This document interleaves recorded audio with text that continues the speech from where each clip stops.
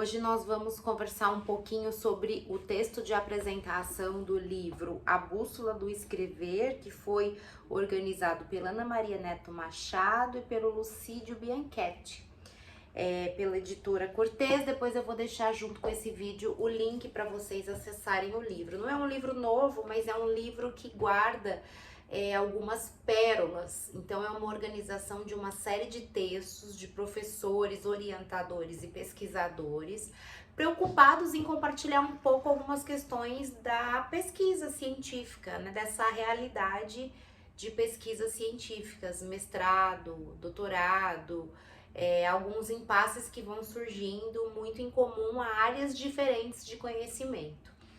Esse texto de apresentação que o Lucídio Bianchetti e Ana Maria Neto Machado, os organizadores, fazem, ele aponta para a gente algumas questões importantes para pensar a escrita de projetos e escrita de monografias, dissertações e teses.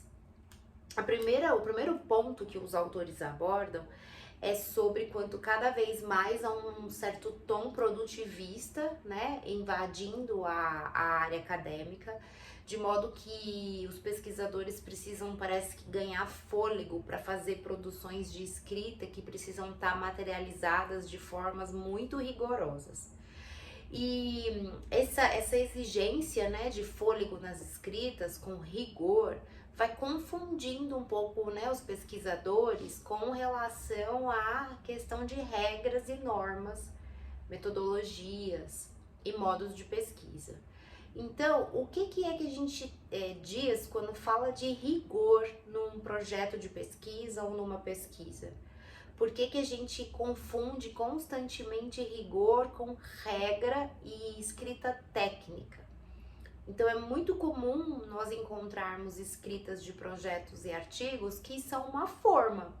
E hoje, então, em tempos de escrita aí da inteligência artificial, que diferença faria, né, uma pessoa que tem um desejo de um projeto e escreve um projeto, de uma inteligência artificial que copia e cola um modelo de pesquisa?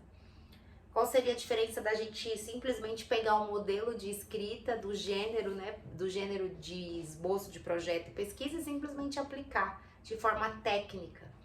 Então, o nosso objetivo não é esse, o nosso objetivo é problematizar o que a gente chama de rigor numa escrita acadêmica, para não confundir isso só com normas bibliográficas ou normas do gênero de escrita científica.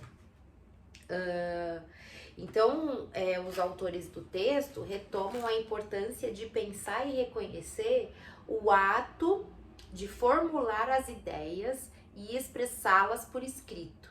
Quer dizer que escrever, de modo geral, mas aqui focado para um projeto de pesquisa ou para a pesquisa já em andamento, é um ato, a escrita é um ato de formular as ideias e expressá-las, né? Então, como que a gente expressa, como que a gente pega um objeto, um tema, uma questão, como a gente traduz ela numa questão de pesquisa e como a gente consegue formular, costurar alguma estrutura para expressar essa ideia de pesquisa. Isso é uma tarefa árdua, né? Não é simples. E não basta aplicar o modelo de escrita científica, né? Existem milhares de possibilidades criativas de encaminhar esse tipo de desejo, né, em ato de escrita.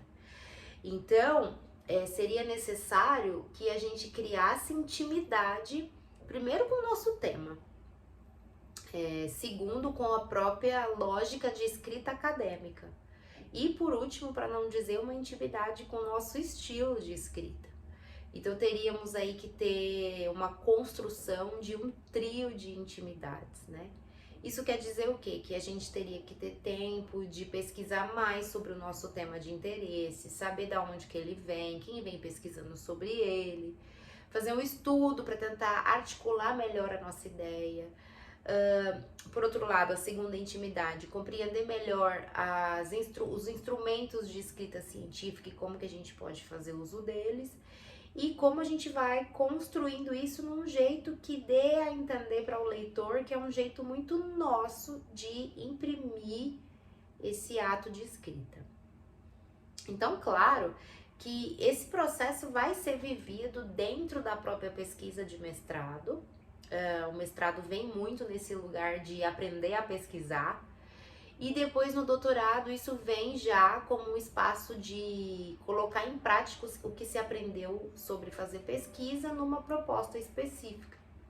Então você que vai escrever, por exemplo, um projeto, né, não se espera que você tenha essa vivência pronta. O projeto de mestrado, o projeto de doutorado é justamente para te abrir as portas e as possibilidades de você aprender isso, de você viver essa construção dessas intimidades com o texto, com o tema e com a escrita.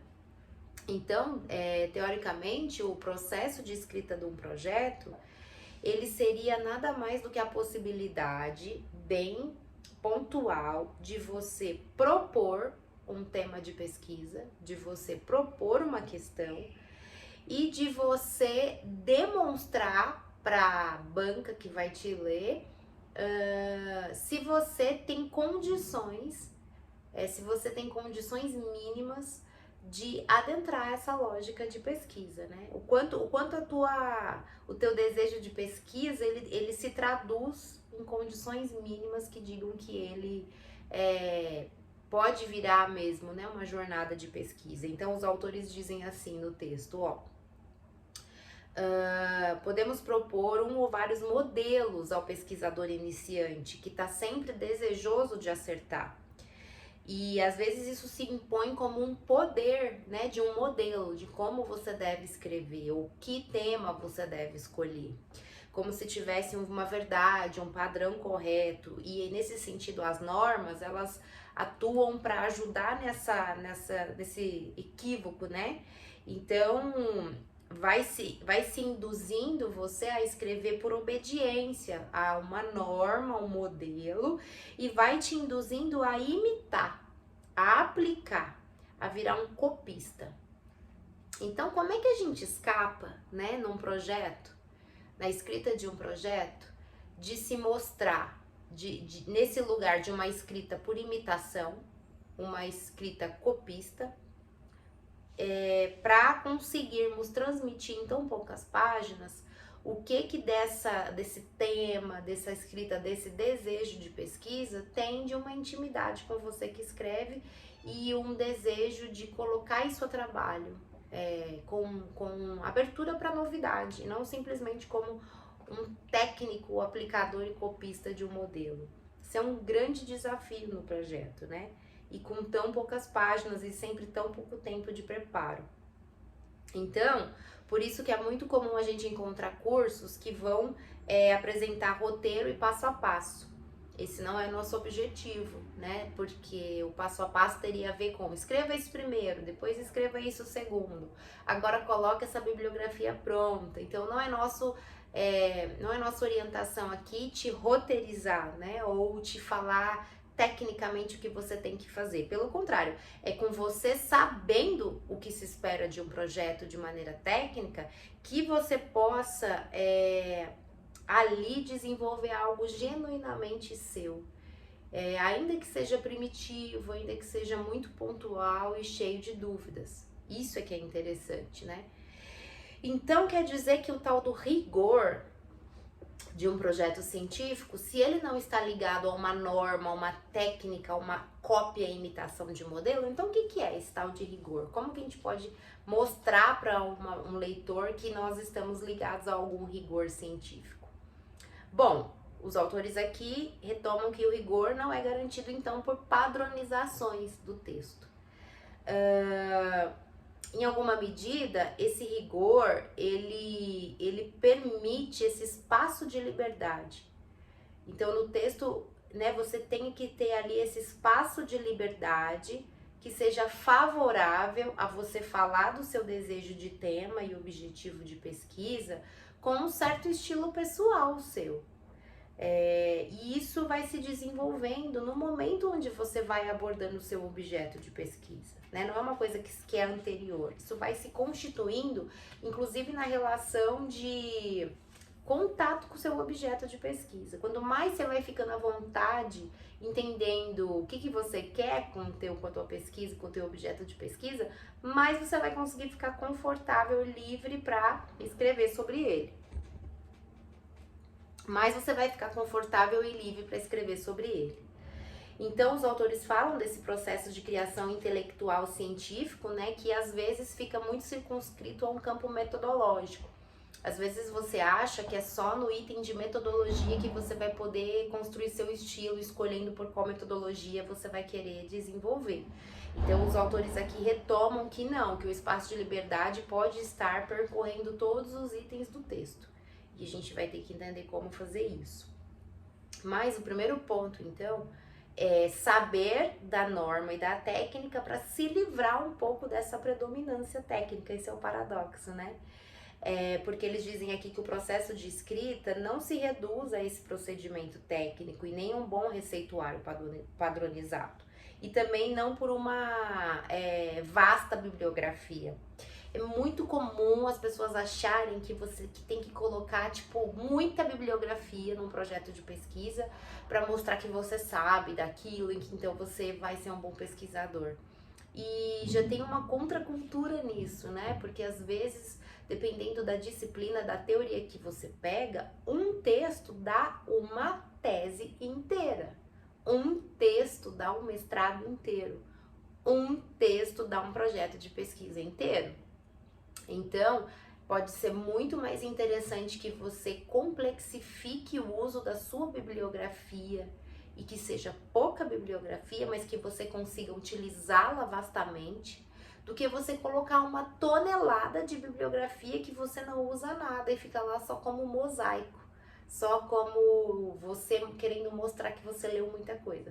Não adianta nada você ler muita coisa e conseguir utilizar pouco para aquilo que você realmente deseja fazer. Então, a primeira sugestão que os autores fazem aqui, eu concordo muito com ela, é que você se atenha à bibliografia que realmente te ajuda no processo. Claro que você pode indicar no corpo do seu texto que ao longo da sua pesquisa, caso você vá ser aprovado, você vai utilizar outras bibliografias porque você as conhece.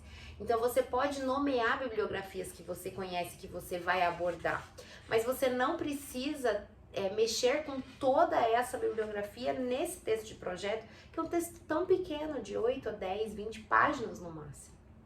Então, aí nesse sentido, menos é mais, porque você pode mostrar o quanto você consegue complexificar uma questão com textos valiosos e fundamentais.